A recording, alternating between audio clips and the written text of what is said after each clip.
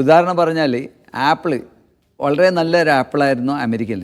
പക്ഷേ ഇവിടെ ഇറങ്ങുമ്പോൾ അത് 300% കസ്റ്റംസ് ആഡ് വാലോറം ഡ്യൂട്ടി, അതായത് ഇറക്കുമതി ചുങ്കമാണ് ഇന്ത്യ ഗവൺമെൻറ് ഇത്രയും നാളിൽ. അപ്പോൾ യഥാർത്ഥത്തിൽ ഒരു അമേരിക്കൻ ആപ്പിൾ കിട്ടാൻ പ്രയാസമാണ്. ഇനി മറ്റൊരു സെക്ടറാണ് ഈ ഓട്ടോമൊബൈൽ സെക്ടർ. ഇപ്പോൾ ടയറുണ്ട്, നല്ല വേൾഡ് ക്ലാസ് ബ്രാൻഡ് ടയറുകൾ അമേരിക്കൻ മെയ്ഡ് ഉണ്ടായിരിക്കെ ഇവിടെ ഇറക്കുമതി ചെയ്യുമ്പോൾ അത് 300% വാഹനങ്ങൾക്കൊക്കെ അതേ രീതിയിലാണ്.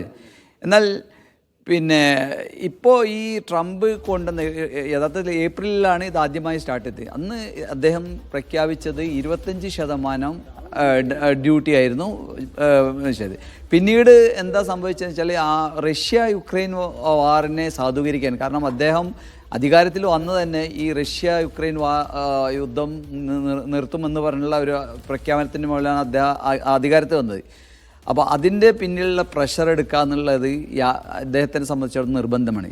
എന്നാൽ മറുവശത്ത് ഇന്ത്യ പോലുള്ള രാഷ്ട്രങ്ങൾ റഷ്യയിൽ നിന്നും ചീപ്പർ ഓയിൽ ഡിസ്കൗണ്ടഡ് പ്രൈസിന് വാങ്ങി അത് മറുവശത്ത് വിൽക്കുമ്പോൾ ഇതേ ആവശ്യം ഈ പണം കൊണ്ടാണ് ഈ റഷ്യ ആയുധങ്ങൾ വാങ്ങിക്കൂട്ടുന്നത് അദ്ദേഹം മനസ്സിലാക്കുകയും അതിനൊരു പ്രഷർ ടാക്ടിക്സ് ഉപയോഗിക്കുക എന്നുള്ള രീതിയിലാണ് ഇന്ത്യയുടെ അധിക ചുങ്കമായി പിന്നീട് വന്ന 25% അധിക നികുതി വന്നത്.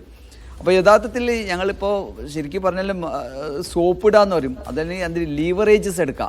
അതാണ് ഇതിന് ഇന്ത്യ ഗവൺമെൻറ് ചെയ്യാൻ പറ്റുന്ന ഏറ്റവും വലിയ കാര്യം. മുൻഷിദ്, ഇത് നേരിട്ട് എങ്ങനെ ബാധിക്കാൻ പോകുന്നു എന്ന് ചോദിച്ചാൽ, അതായത് ഇത്രയും ഡ്യൂട്ടി കൊടുത്ത് അധിക തീരുവ സഹിച്ച് ഇന്ത്യൻ ഉൽപ്പന്നങ്ങൾ അമേരിക്കയിൽ ഇറക്കുമതി ചെയ്യുമ്പോൾ അതിന് നിലവിലുള്ളതിനേക്കാൾ കൂടുതൽ വില അവിടെ കൂടും.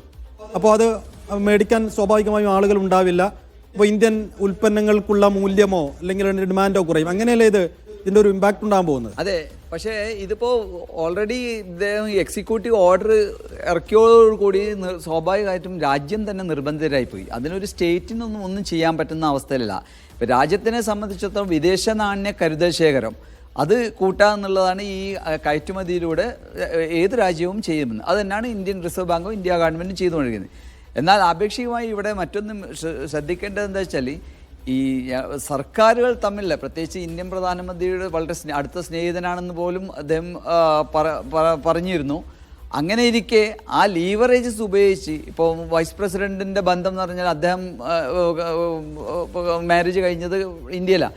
അപ്പോൾ ഈ ഒരു ബന്ധം ഉപയോഗിച്ച് ഏത് മേഖലയിലൂടെ ഈ ട്രംപിൻ്റെ ഇഫക്റ്റ് കുറക്കാൻ സാധിക്കും എന്നുള്ളതാണ് ഇനിയിപ്പോൾ ഗവൺമെൻറ് നോക്കാനുള്ളത്. ഇപ്പോൾ ഈ വളരെ ചുരുങ്ങിയ വിലകൾക്ക് അമേരിക്കൻ കാറുകൾ അവിടെ അവൈലബിൾ ആണ്. എന്നാൽ 300% കസ്റ്റംസ് ഡ്യൂട്ടി ഇവിടെ കൊടുക്കുന്നതോടുകൂടി 1 ലക്ഷം രൂപ വിലയുള്ള സാധനം 4 ലക്ഷം രൂപയാണ് ഇവിടെ ഇന്ത്യയിൽ ഇറക്കുമതി ചുങ്കമായിട്ട് എൻഡ് യൂസറിന് വരുന്നത്.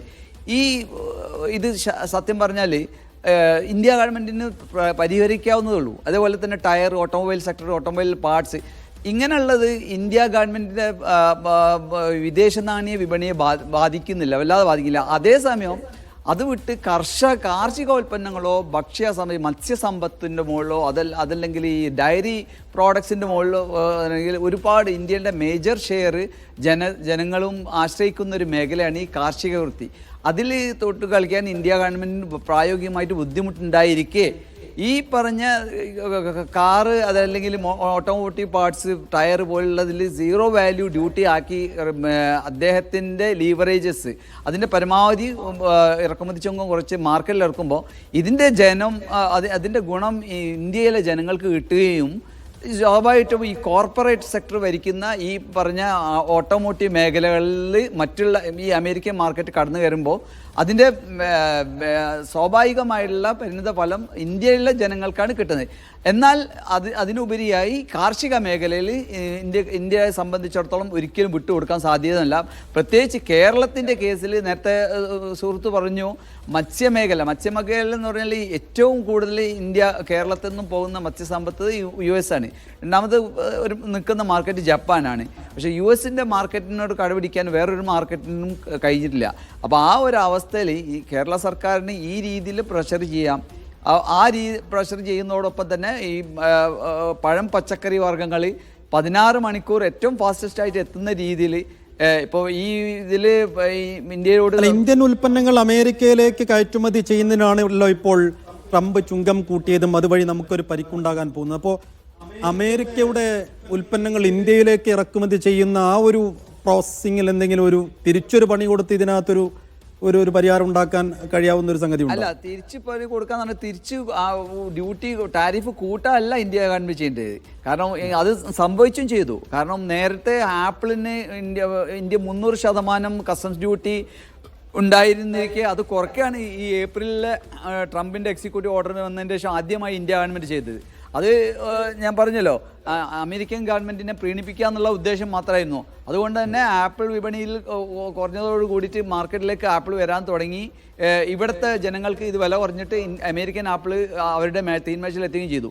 ഇത് ഈ രീതിയിൽ ഒരു വശത്ത് ഇന്ത്യയുടെ കാർഷിക മേഖല, അതായത് കാർഷിക മേഖല എന്ന് പറഞ്ഞാൽ അതാത് സ്റ്റേറ്റിൻ്റെ കൺസേണിൽ പെട്ടതാണ്. അതിൽ കേന്ദ്ര സർക്കാരിന് റോളില്ല.